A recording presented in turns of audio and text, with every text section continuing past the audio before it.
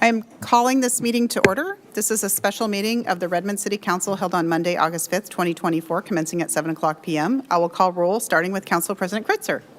Here. Councilmember, I'll just go down the line. Councilmember Fields. Here. Council Vice President Forsyth. Here. Councilmember Salahuddin. Here. Councilmember Nueva Camina. Here. And Councilmember Anderson. Here. Is there a motion to excuse Councilmember Stewart from the meeting tonight? So moved. Is there a second? Second. It's been moved and seconded. All those in favor say aye. Aye. Aye. Any opposed? Motion carries 6-0. Thank you. The first item on the agenda is items from the audience. I have the sign-in sheet for members of the public to speak tonight. When I read your name, you will come up to the podium and have 3 minutes to address the council.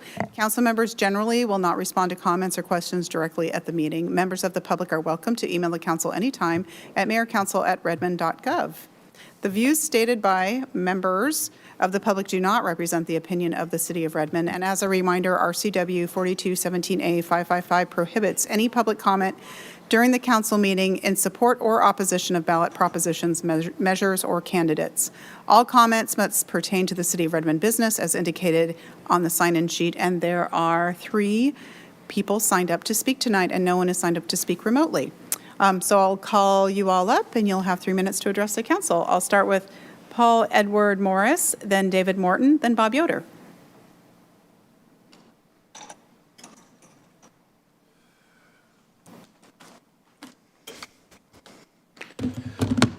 Good evening. My goodness sakes, I am so thrilled to be here today.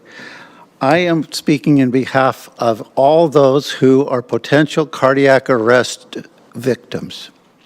Yes, I am a champion for high-performance CPR, and I'm trying to get consensus of opinion among you council members and the mayor and all public safety that are represented here to adopt a measure to require AEDs, defibrillators in all of the city parks. City of Kirkland has already adopted it unanimously among their council members, whom I testified twice in council. And now they've got the 12 AEDs in security boxes, and they're ready to install those. Also, I have started, I guess you'd initiate the initiative for the King County Parks Department as well, and they are prepared to install AEDs, public access defibrillators, in all 500 of their parks throughout the county.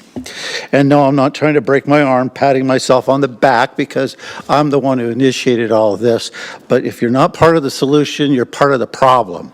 And I refuse to allow communities to be vulnerable to sudden cardiac arrest. I don't just talk the talk, folks. I walk the walk. This is my everyday carry.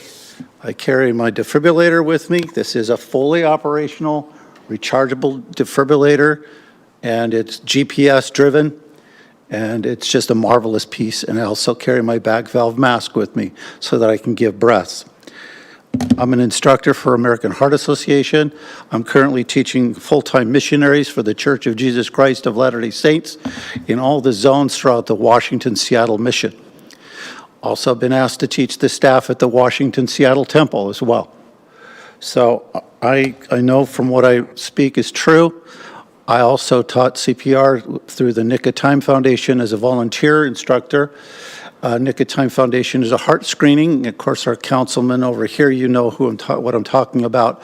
It was a screening for vulnerable students in schools to sudden cardiac arrest.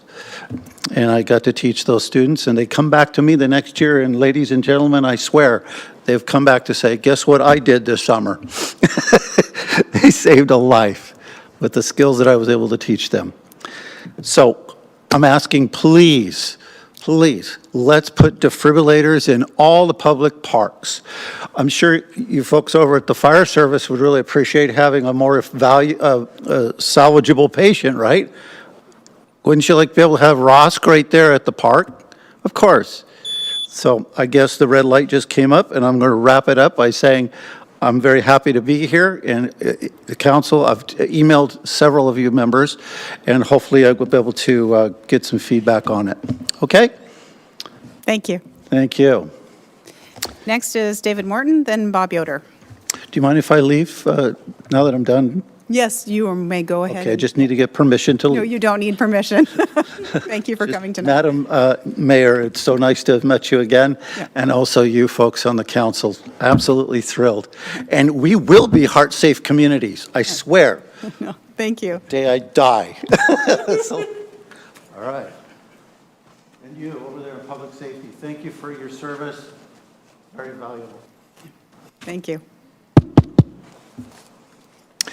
Good evening, council members and mayor. I'm David Morton. Redmond can address global climate change through a multifaceted approach. First, promoting renewable energy, transitioning to and investing in renewable energy like solar, wind, and hydroelectric power can reduce the use of fossil fuels.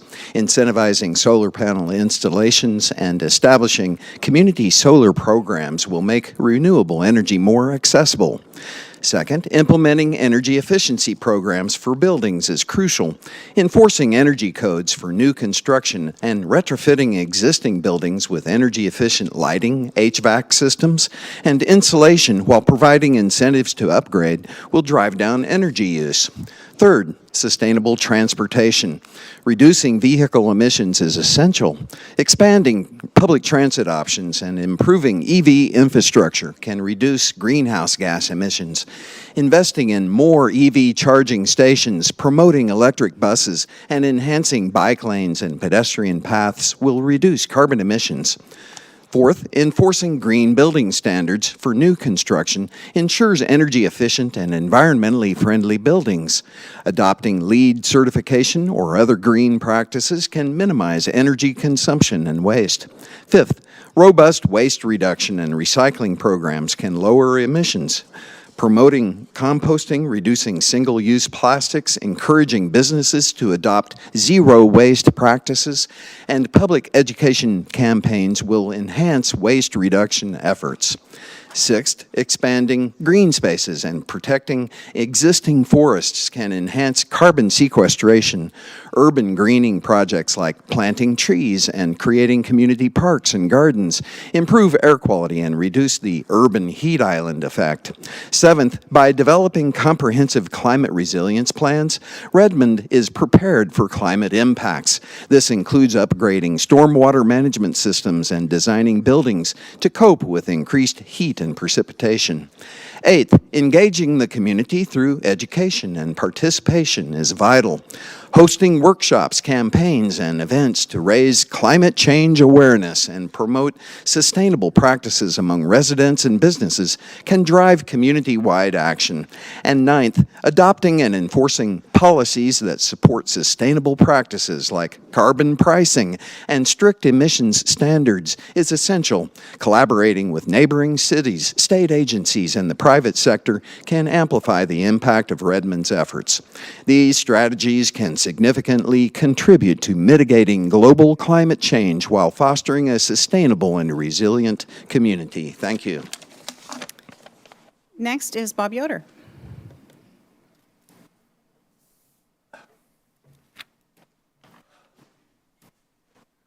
Council and Mayor. I've been here for 45 years. My name is Bob Yoder, and I think Mr. Fields has been here 45 or 44 or 43 years. 98052. I'm here mainly to talk about Move Redmond. I found out about this organization being at the Redmond Park. I found out about it from the Kiwanis newsletter. I had Seraphy and I went to one of their meetings like 3 or 4 years ago. And it's amazing. At that time, they had 3 employees. And since then, I look at their website, and they're doing so many events. It's hard to believe they must have more workers. Anyway, the Kiwanis there's going to be an event with Move Redmond from 10 to 3 at the downtown park, August 13th, which is Tuesday. The Kiwanis is serving lemonade. So the downtown park is being activated. I was driving by it the other day, and there was a volleyball net up there. I don't know if that's because of the Olympics, people watching that, but it was interesting. And then there's the Open Streets I read about festival on August 17th, Saturday between 10 and 3, and it's on 161st Avenue in Cleveland. They're going to have music, food, bounce houses, and it's really family friendly. If you want to learn more about Move Redmond, which is an incredible organization, their website is moveredmond.org/events. Thank you. Thank you. Items from the audience is now closed. Our next item of business is the consent agenda. Is there a motion to approve the consent agenda? So moved. Is there a second? Second. It's been moved and seconded. Are there any items to be pulled? Council Vice President. Item 5.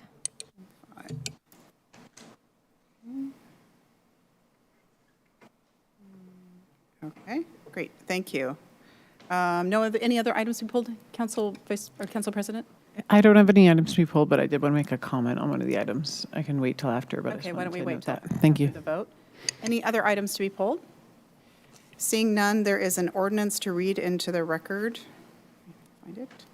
Ordinance number 3173, an ordinance of the City of Redmond, Washington, amending pay plan EO in order to set salaries for the mayor of the year 2024, providing for severability and establishing an effective date. This is I'm going to do a roll call vote since we have someone remote. This is a roll call vote starting with Council President Kritzer. Aye. Aye. Aye. Aye. Aye. And that passes 6-0. Item number 5, would someone like to move item number 5? Oh, make your comment. Thank you, President. Thanks for reminding me. Thank you. It's just a comment on item number 6. I really appreciate the work and thought that's gone into thinking about the grass lawn parking lot. And just want to note for the record, I think none of us ever want to be able to see any trees taken down, and the public will see a few of that, happening as part of this project. But we also don't want to see our stormwater infrastructure damaged, and we want to make sure that we have the appropriate trees and vegetation. I just want to express my appreciation for the city staff for making sure that we will plant and replace all the trees that the public will see as part of that project, and hopefully make that an even more vibrant area. So wanted to just highlight that. Thank you. Thank you. So item number 5 is, and anyone who would like to move item number 5? So moved. Is there a second? Second. Item 5 has been moved and seconded and is acceptance of the Department of Commerce grant in the amount of $94,968 and direct the Finance Department to recognize the revenue to fund mixed automated license plate readers. Council Vice President Forsyth, would you like to speak to this item? Yes, thank you. Through our discussions at the study session, we had all landed on the implementation of this being a pilot program contingent on council approval of data privacy policy. So I would just like to move to amend that this is implemented as a pilot program contingent on council's approval of the data privacy policy. And would you like to add that amendment to the I end? will, yeah. Thank you very much. So can you say that one more time? Move to amend the implementation of the pilot program subject to the start of council, subject to start upon council approval of comprehensive data privacy policy. Is there there's a motion on the floor for an amendment. Is there a second? Second. I think I heard Councilmember Fields in person seconding it. Would you like to share more about that, Council Vice President? So through our conversations at the study session, council really understood the concerns of the community, that we want to make sure that the data privacy and everyone's privacy is protected through the use of all of these new technologies. So we want to make sure we're getting it right. So we would like to ensure that we have that data policy set in place prior to the implementation of these new technologies. Thank you. Any other comments on this item? Councilmember Fields. Thank you. Yeah, I think the motion and the amendment is consistent with what I believe the city needs. I think that, as we discussed, pretty strongly. We want our law enforcement to protect the citizens and the residents and the community. But we also understand that there is a dynamic here and that the people have a right to be protected from intrusive, potentially intrusive law enforcement, and this has that potential. So I am in full support of this amendment. Thank you. Any other comment, Council President?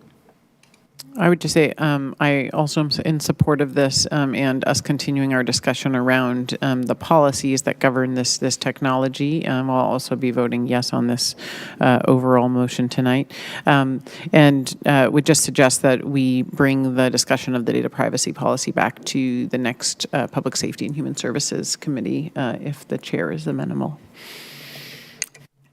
Councilmember Saladin.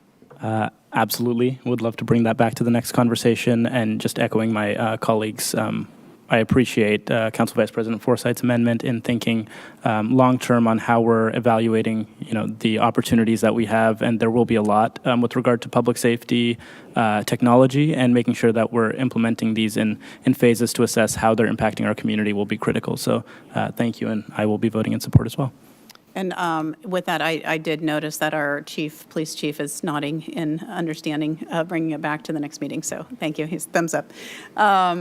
This is a roll call vote for the amendment, starting with Council President Kritzer. Councilmember Nuevo Camino. Oh, I'm sorry. Councilmember Nueva Caminos. I apologize. No worries. I know it's tricky when we're remote.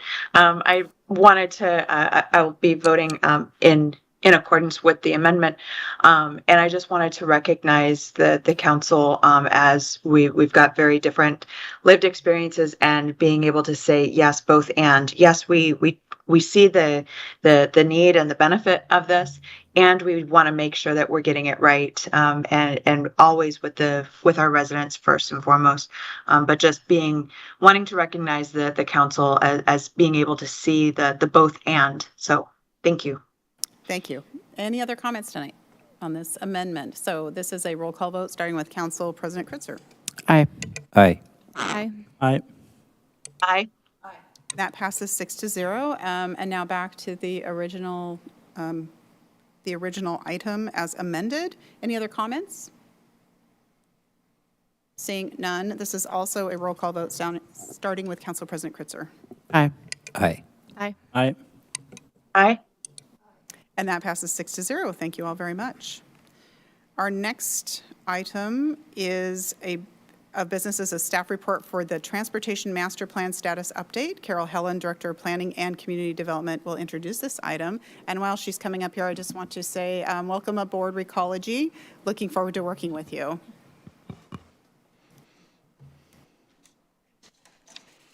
Director Helen. Good evening, Mayor, council members, and thank you for giving us the opportunity to provide you a status update this evening on the Transportation Master Plan update. We oftentimes refer to that as the TMP, so if that's our reference this evening, you'll know what it connects to. I'm Carol Helland, the Director of Planning and Community Development, and wanted to remind us all tonight that this is primarily informational for you and provides a work plan update on the Transportation Master Plan and some associated transportation plans that aren't part of the Transportation Master Plan proper, but are adjacent to it and part of the work that we're undertaking for this year and next. I'm going to turn this presentation over to Michael Hintz now. I am joined by staff this evening that includes Deputy Director Seraphy Allen, Transportation Planning Manager Michael Hintz, and Senior Transportation Planner Francesca Liberti. And with that, Michael Hintz will kick off the staff report presentation.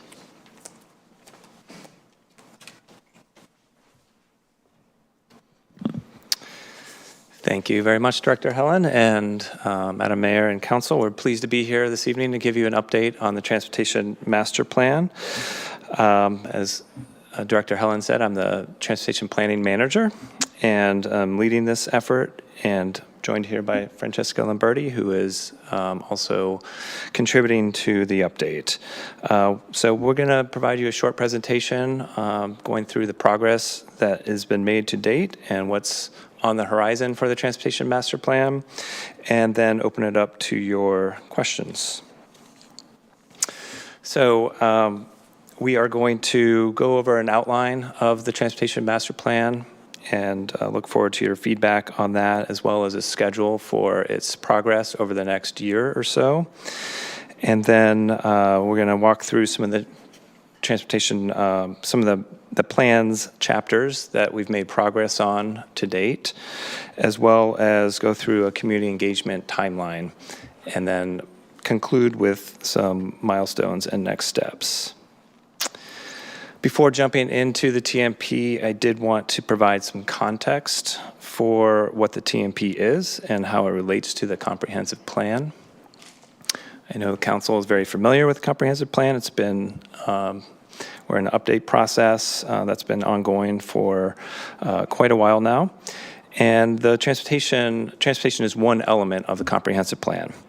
The TMP is a functional plan that's really focused on how the transportation vision that's set in the comprehensive plan is implemented over the next 10 years. It was last updated in 2013. It's based on extensive public outreach during the Redmond 2050 process.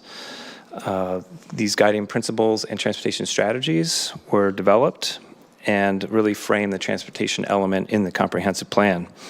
They also provide the foundation for the Transportation Master Plan. This is really what we'll be building from as we update the TMP. Next slide. So the TMP update will generally follow a similar structure to the existing TMP with a few exceptions. I'll note those and then also walk through the chapters listed on this slide.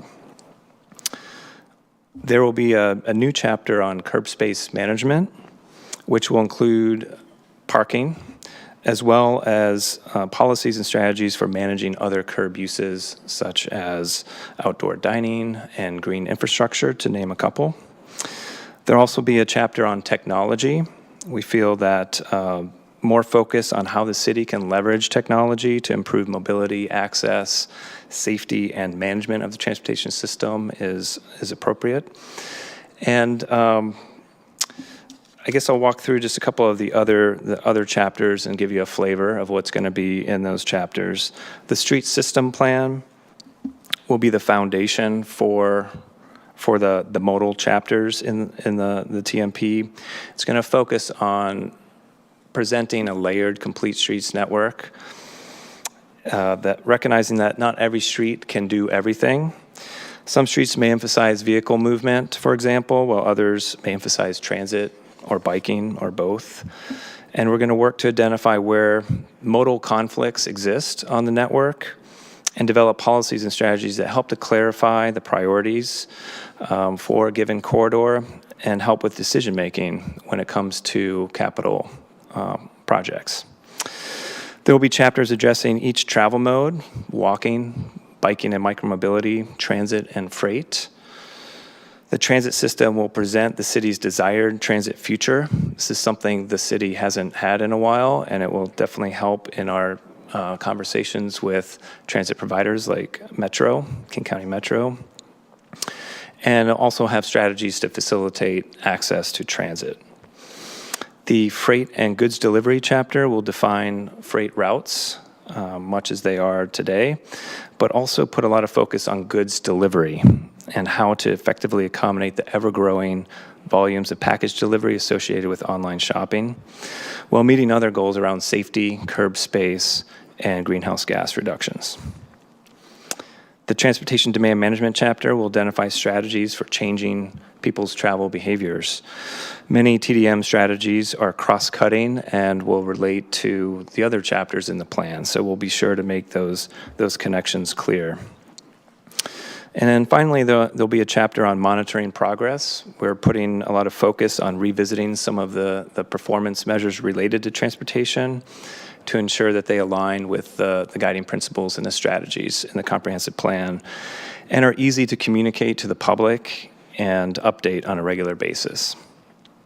Our goal with the TMP is to clearly present a story of Redmond's transportation system and its relevance to people's everyday lives. We'll rely on graphics, document wayfinding, and other methods to make connections between chapters clear and the overall document easy to navigate. Each chapter will generally follow this structure. There'll be an existing conditions section. It will be clear on how the topic of that chapter relates to the transportation element of the vision that's defined in the comp plan. And then the meat of each chapter will really be the strategies that describe how we're going to move Redmond's transportation system forward in the future. Any related plans and policies will also be referenced in the chapter. Our goal is to make those connections clear between the TMP and other related plans and policies that may inform the planning and implementation of the transportation system. In our last touch point with council in early June, I recall Councilmember Fields made a comment that it'd be great to see kind of the use cases and profiles of people and how they use the transportation system in our community. And I personally really like this idea to ground transportation in people's everyday experiences and how they get around. So we'll look for opportunities to feature short people profiles throughout the TMP, and I really do believe this will make it a relatable document. Next chapter. So there are a number of other planning, transportation planning efforts underway, in progress, and not quite started. And I just wanted to put this up there so everybody understands kind of where the TMP fits into this. So some of these planning efforts are either directly informing the transportation master plan or may be informed by the policies and strategies in the master plan. For example, the technology inventory and assessment work that's been done and the safety planning work that is in progress will directly inform the strategies in the TMP. And the TMP policies and strategies will inform the right-of-way management plan and urban centers parking plan that have not been started but will in the near future. Hopefully this helps to clarify just the relationship between the transportation master plan and other great work that our planning team is doing. I'm going to now hand it over to Francesca to present the work plan and schedule, some progress that we've made on several of the chapters, and how the public is being engaged in the process.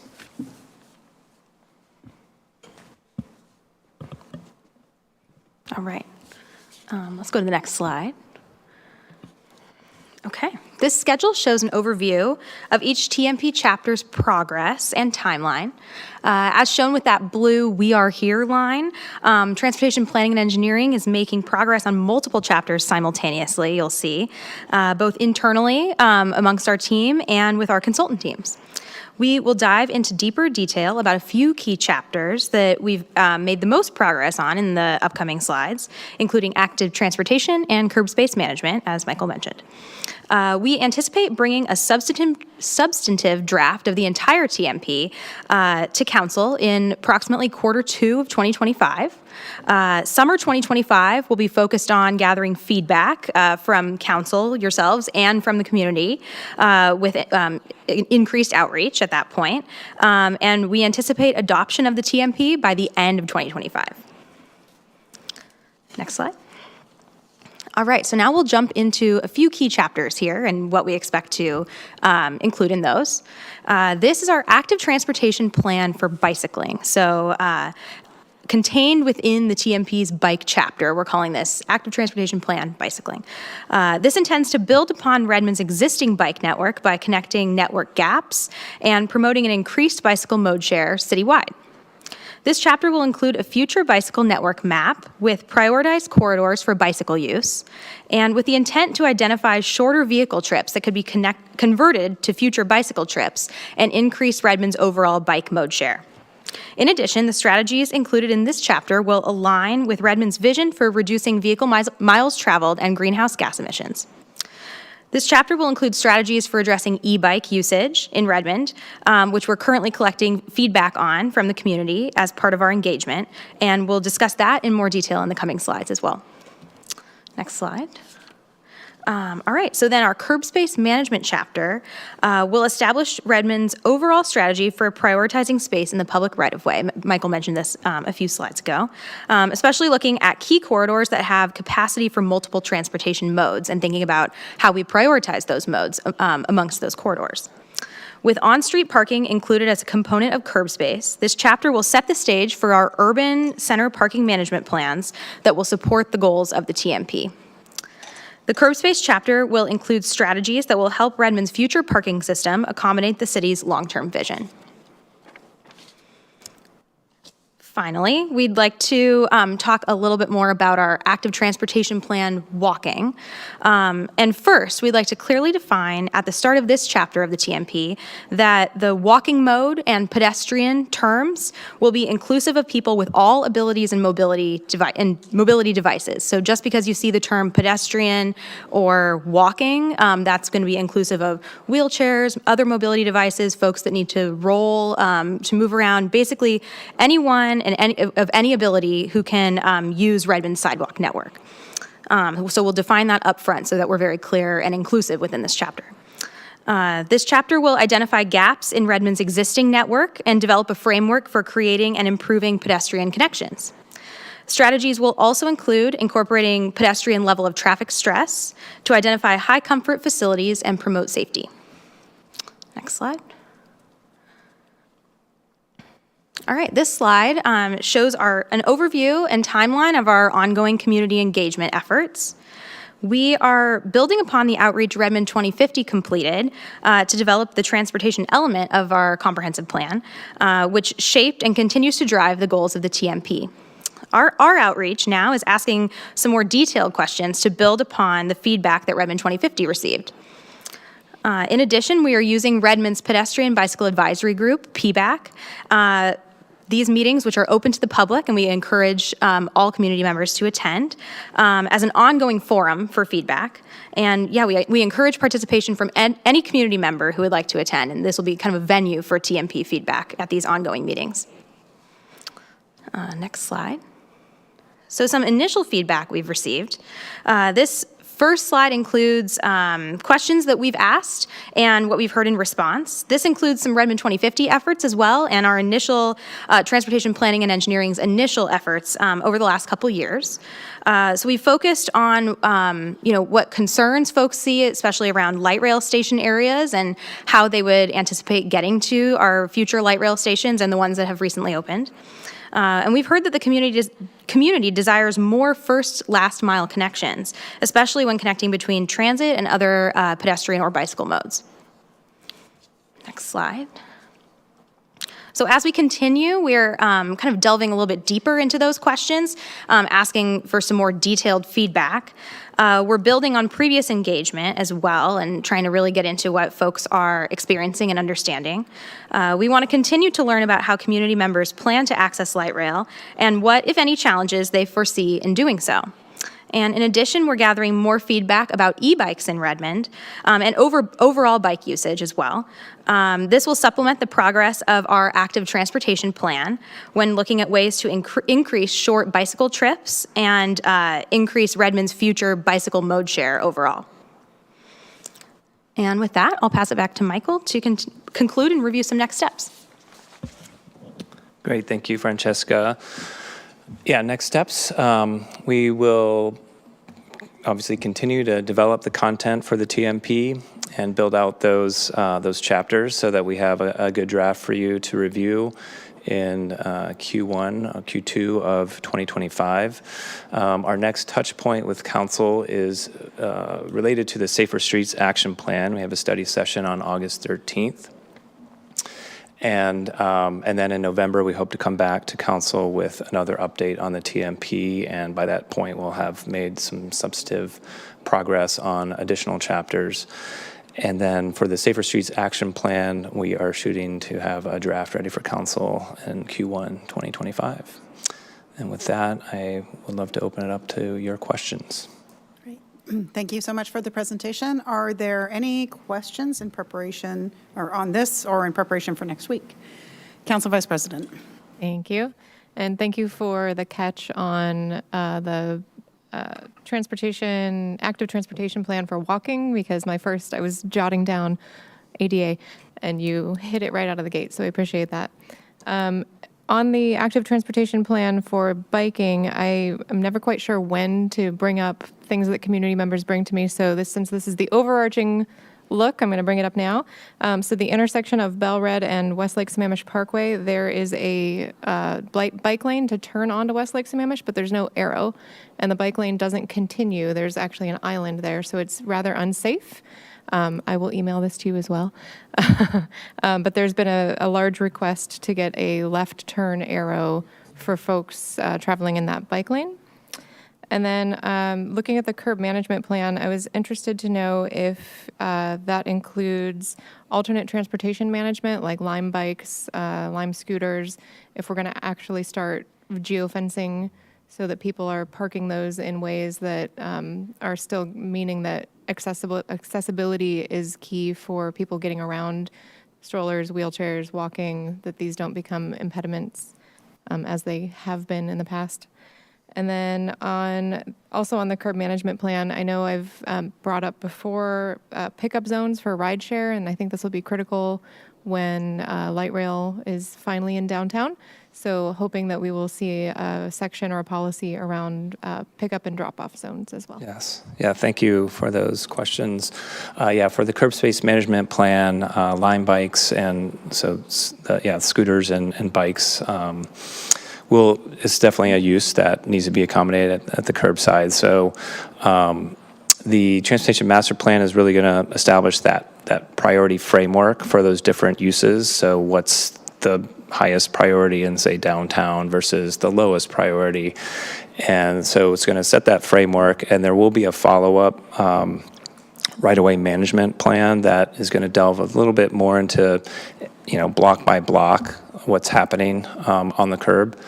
So yes, all those uses will be addressed. Loading, unloading, like you said, is a really important curb use that we want to be sure to maintain curb space for, particularly in proximity to the light rail station. So will be addressed. Thank you. Councilmember Salahuddin? Thank you. Really appreciate the presentation. No formal question, but really want to emphasize, appreciate the community feedback that you've been getting. And one of the last points on what you've heard about the information on public transit programs, specifically with King County Metro Community Van and Metro Flex. And if we could explore those ideas a little bit more at the study session and learn about, opportunities that we have with our regional transit partners on expanding that access, especially for that first last mile with light rail coming in, making sure that, we have all of the opportunities shared out with community members on what's available. So really appreciate it. Sure. Thank you. Council President. Thank you, and thanks so much for the presentation and the hard work on this. Looking forward to seeing the plan come together.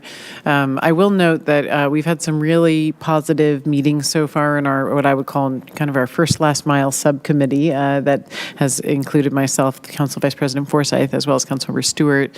And I'll look forward to hopefully you all coming and sharing a little more about some of the ideas we discussed, in particular around some of that motorized kind of building on the flexible transit piece of some of those ideas. I don't know if you're ready to share them tonight, but we'll look forward to hopefully sharing that with the council soon if you don't want to jump in here. I will ask a question and then leave it open in case you wanted to jump in on that. I appreciated that you mentioned about kind of thinking within the curb space piece of the plan, also about the on-street parking. What parts of the plan will include thinking more comprehensively about parking, including off-street, and kind of thinking about parking demand management overall since this is our lookout in the long term? Yeah, thank you for that question. So the curb space management chapter of the plan is going to address parking and just the future of parking and what role it plays in Redmond's transportation future.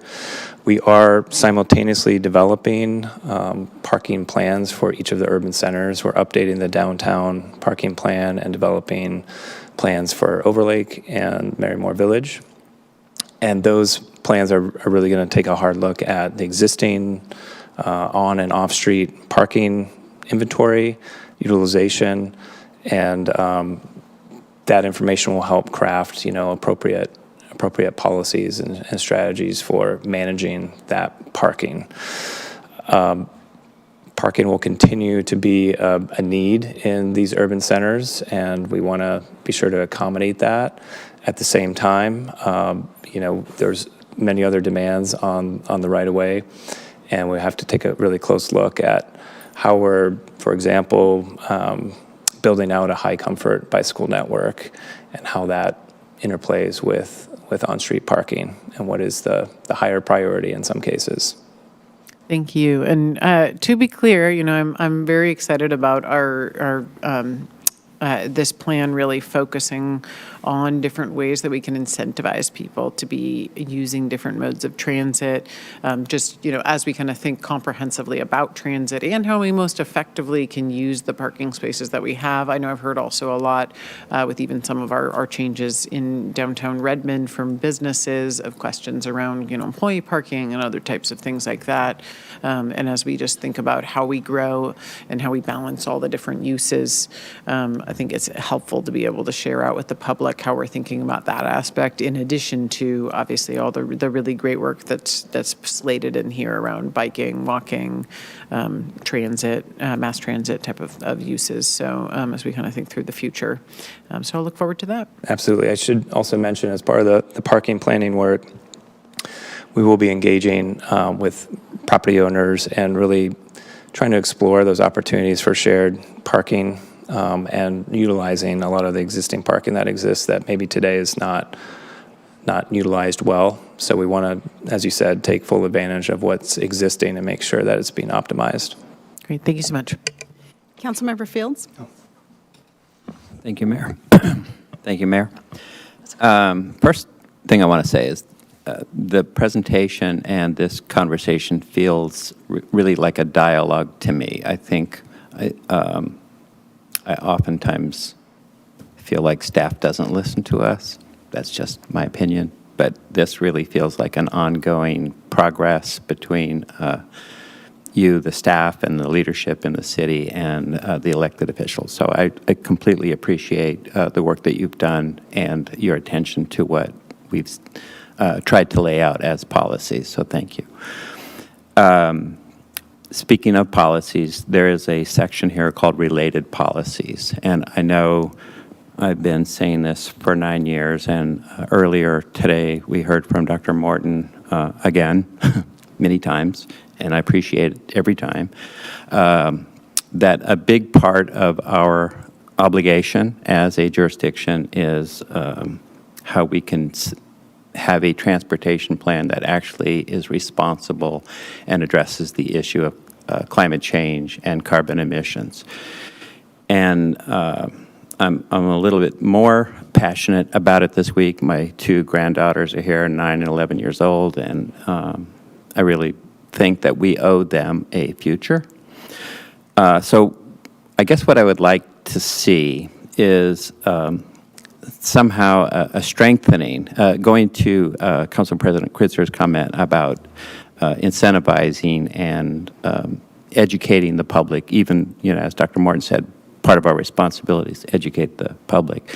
But I'd like to see this transportation plan work with our sustainability group and provide the reasons why we do this, and not just passing comments or related policies, but something of substance so that people in our community can understand why we want them to find alternatives to mindlessly driving their cars around.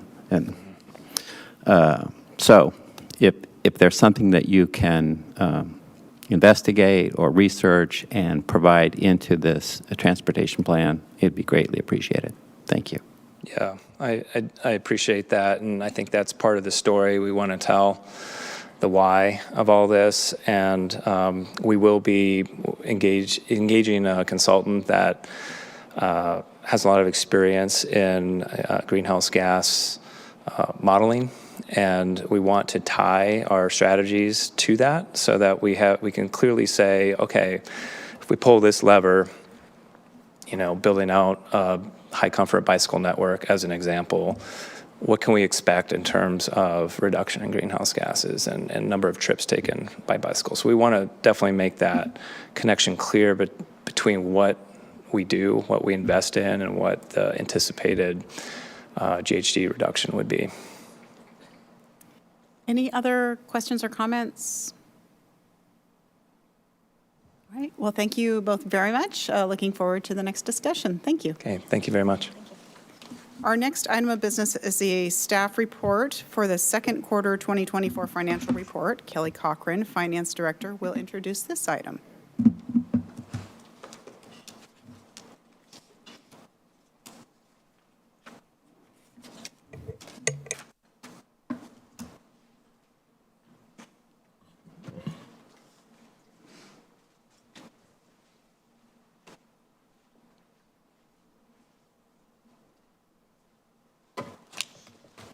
Good evening, Council and Mayor, here tonight for a review of our second quarter financial results for the year 2024 for the 2023-24 biennial budget. There's really no surprises in the material that you'll be seeing tonight. We are really moving forward as we had planned and as previous results have indicated. From the general fund, when looking at our revenues, we have two revenue sources that are really performing well for us. The business license revenue, as well as our other revenues, are trending much above our target, and that is due to a higher rate of business licenses that we have been capturing as we transitioned to the state system. With the other revenues, the big impact there is from our investment earnings. You will see that across this report that all of our funds are seeing very high yields in our investments, and we expect that that will continue for the next 5 years. We really timed a transition of some of our investments well with the pandemic, and we are really in good shape for a bit with that. On the expenditure side, things are within the range that we expected. We certainly have our eyes on salary and benefits as we monitor overtime costs with the fire budget. I expect that some of our professional services dollars will remain underspent, and we are projecting that some of that will carry forward so that we can finish some of those one-time funding efforts that were done through the budget process in 23-24.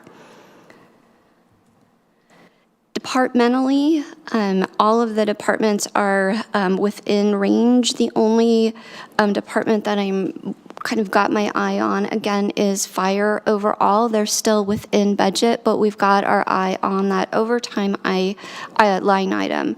We're working with fire leadership.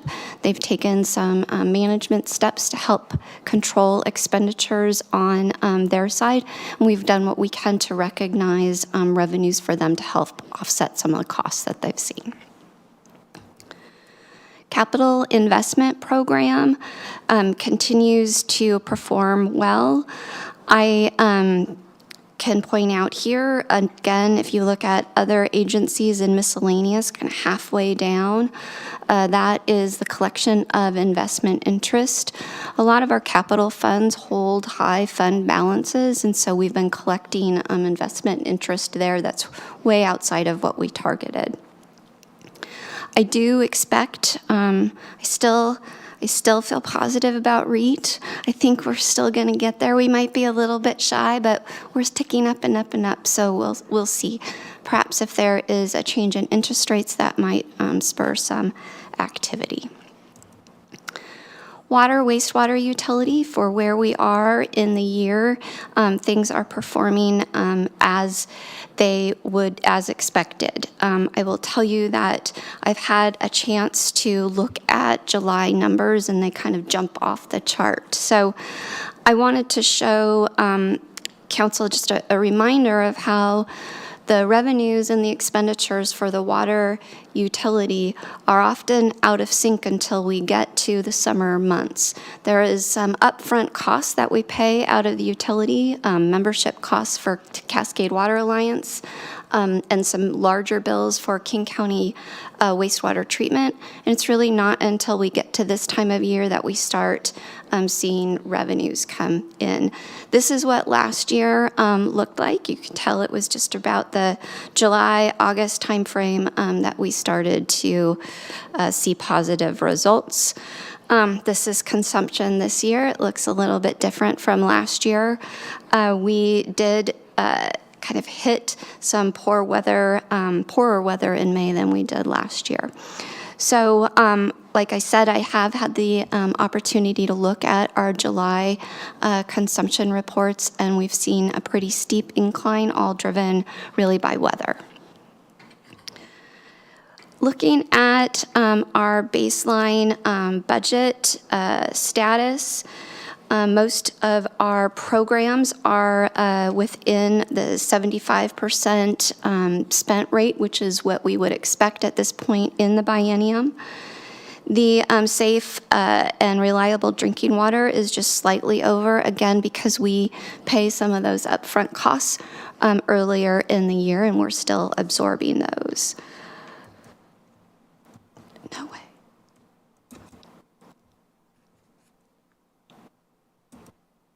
I don't know. Just a moment. Why? Why?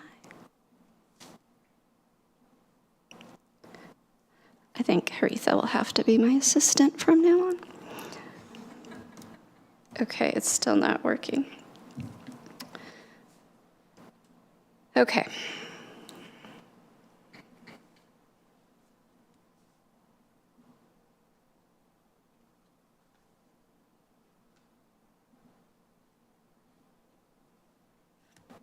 Just a moment.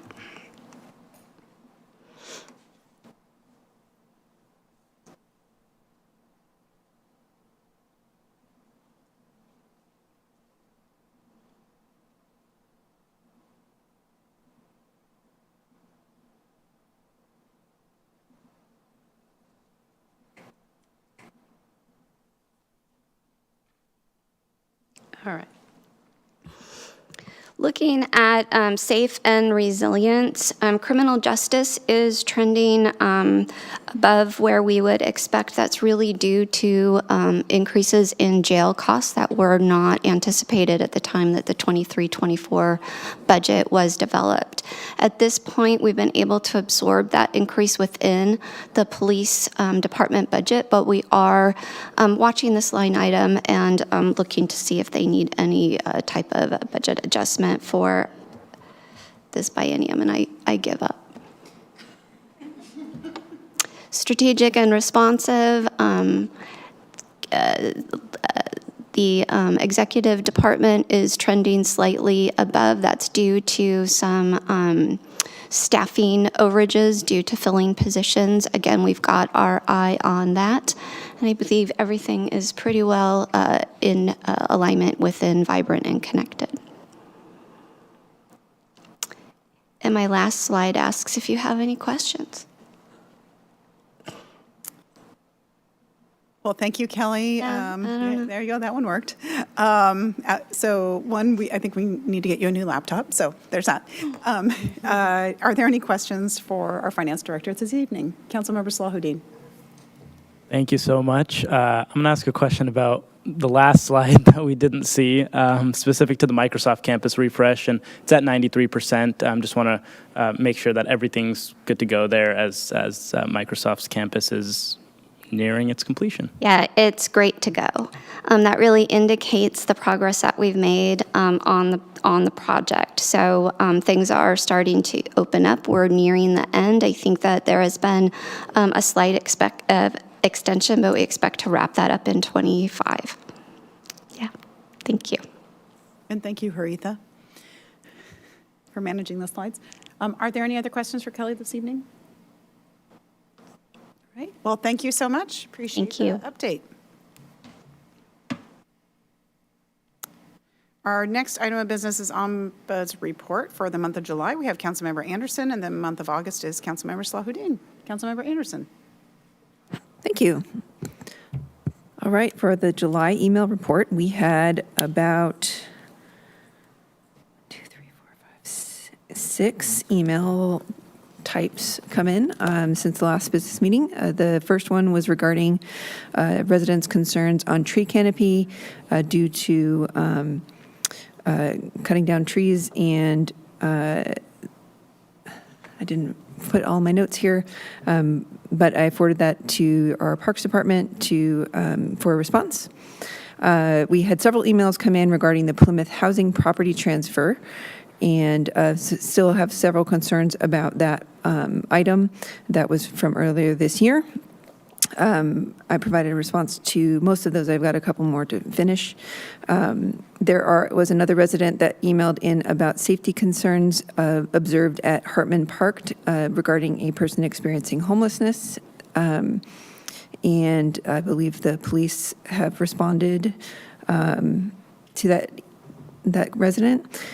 We had a resident email in us asking about the solar panel installations at RSCC, or the Senior and Community Center, and a resident that emailed us regarding the road repair on Novelty Hill at Avondale, which is actually King County, and King County responded to that resident.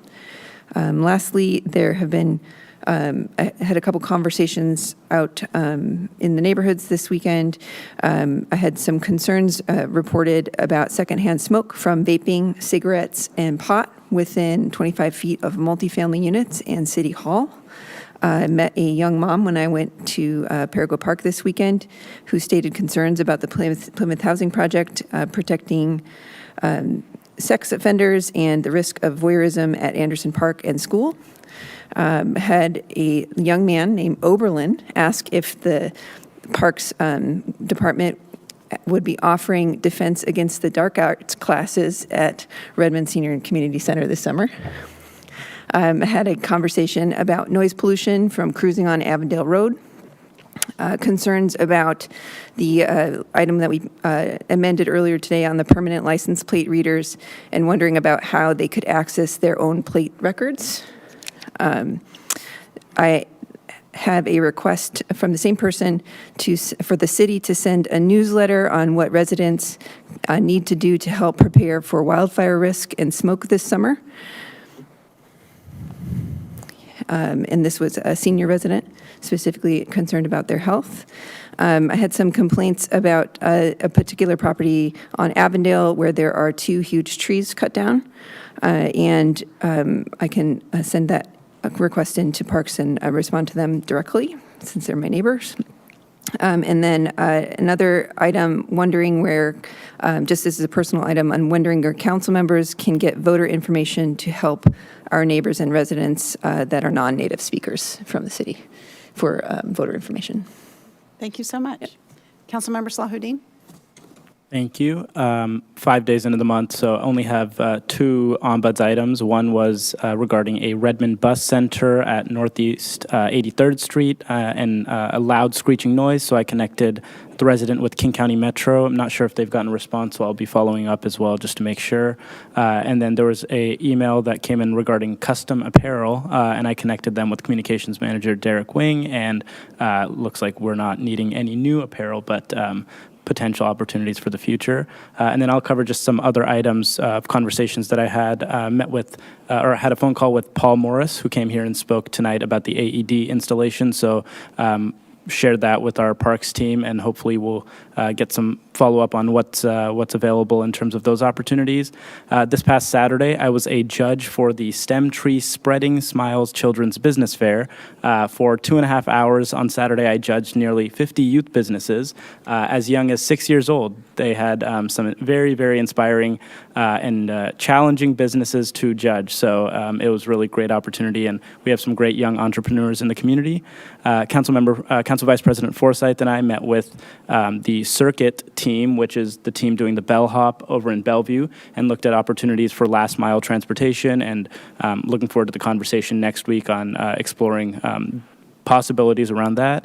And then On July 17th, I joined the Eastside Port Unplugged event. Mayor Bernie was also in attendance and learned about the port projects, Port of Seattle projects, including their work at the airport as well as preparation for the FIFA World Cup. Great. Thank you so much. Councilmember Anderson? Oh, you're... Excuse me. Ms. Stewart also submitted some ombuds issues, and she sent us an email, so if I could just read that into the record That'd for be great. folks. Thank you. She mentioned a Grasslawn Park parking lot project tour and had sent several, she had a conversation about this, and she sent separate emails to council with details and photos of this tour. I think that means she attended it. There's a redevelopment concern from a neighbor for her about noise impacts during redevelopment to residents and home-based businesses, and that concern that redeveloped home is too large. The heat and smoke shelters question, continuing to discuss with a concerned resident and Ms. Files. The concern was about how the public can find the information they need, so similar to the other comment I had. And then per her invitation to the whole council, she met with Amy Tsai to discuss priorities for the legislative agenda. Thank you. Yep. Council Vice President? Thank you. I had conversations with community members around EV charging and bringing more to Redmond, around our police data privacy policy. I also got to judge a children's business fair, which was a different one, but it was very fun in the downtown park. Amazing kids selling their goods, and it was really, really fun. So I encourage everyone to check those events out when they happen. Had a conversation with Amy Tsai about our legislative agenda coming up. And I was able to tour the Kirkland Connections facility, which is an 24/7 behavioral and mental health facility that will take anyone, regardless of income, ability to pay, insurance. So this is a huge, huge, huge boon for not only our immediate community, but the entire region and the state. If you get a chance, look it up. It's called Connections, and it's over in Kirkland. Just really incredible space, and I look forward to hearing more good stories come out of that. And it opened on Monday. Oh, actually, it opens today. So check it out if you get a chance. Thank you. Council President? Thank you. I discussed with a couple different downtown businesses about the proposed right-of-way fees and got some of their feedback. Also just about other kind of issues around how we might be able to support some of our local businesses. And I'll be bringing some of those pieces of feedback to our conversation at next week's study session as well, and sharing some of that out. One was actually, I did receive an email in written form that I'll forward on to the council as well, so you all can just read that in their own words as well. I also had a couple different exchanges with various residents around climate change action and some different ideas around some things the city could do to advance sustainability. And then also Councilmember Nueva Camina and I were able to read the proclamation at the Anandamela Festival last weekend to proclaim Anandamela Day, which is a really exciting festival that's occurred in Redmond for many years and is a great draw of so many people to our community and to be able to celebrate our wonderful cultural diversity. So really great to be a part of that. Thank you. Any other ombuds items? All right, seeing none, are there any committee reports? Council Vice President. Thank you. We had our East Trail Regional Committee meeting earlier, actually at the end of last month.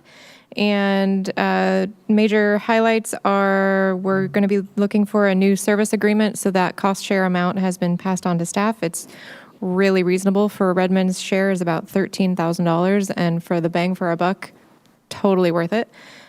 We did talk about the Climate Commitment Act and what the loss of that funding would mean for East Trail.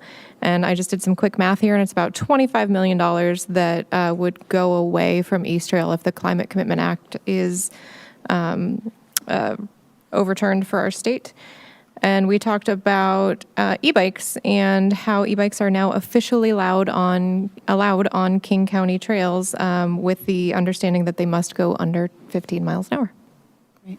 Thank you so much. Any other committee reports? Councilmember Anderson.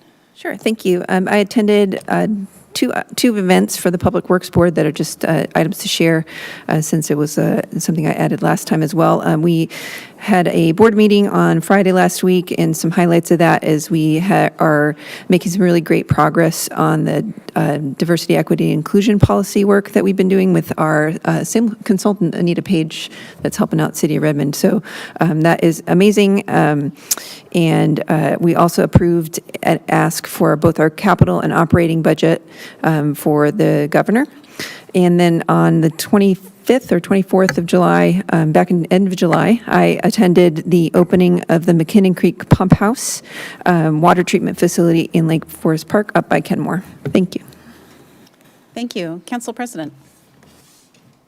I attended the Puget Sound Regional Council Executive Board meeting, and we had a couple different key items. One of the big ones was approving projects for PSRC's 27 to 2028 Federal Highway Administration and Federal Transit Administration funds. And that's a lot of different transportation projects across the region, including some that Redmond receives in terms of federal funding for projects. And really interesting conversation on those. Also got to have an update from PSRC's Equity Advisory Committee, including ESED for All Zone Debbie Lacey, which was great to be able to hear from them and to hear about the process that they've worked on in terms of influencing thinking about how we apply an equity lens to all of the kind of growth planning and management that goes on across the whole Puget Sound region, and especially some of the process for a new equity-focused pilot program that PSRC had done. So that was really interesting to hear the feedback on how that committee has been formed and how effective it's been. So that was interesting. And then we also looked at some issues around the executive director of PSRC and some salary considerations there. So that was interesting. And then the other item that I would note is that we also had a public safety. We also had a public safety funding subcommittee meeting following up on our first one with Councilmember Salahuddin as well as Councilmember Stewart and I, and I think are making some good progress in terms of trying to identify, looking at the funding gap that we're seeing as a result of our levy not having passed, and figuring out what are some different options that council can look at. We weren't quite ready by August to come with a proposal or some ideas for the council, but we're going to be meeting one more time, and hopefully in September we'll be coming back with the staff to be able to discuss some of those items. But we're looking at kind of what are all the different types of tools we might look at for all the different types of things that we want to fund. I don't know if you have any other comments on that, Councilmember Salahuddin, but that would be my general update, that we're making progress, and hopefully we'll be coming back to council for a broader conversation on that soon. Councilmember, would you like to add a little bit? Just appreciation for staff bringing forward a really comprehensive report on opportunities that we have for funding the gap that we have with regards to public safety. So appreciation there, and looking forward to the conversation soon. Okay. Thank you. Any other committee reports? Seeing no more reports, we have no unfinished business. There is no new business. There is no executive session, and that concludes our business items for this meeting. If there is no objection, we are adjourned. Everyone have a lovely August night.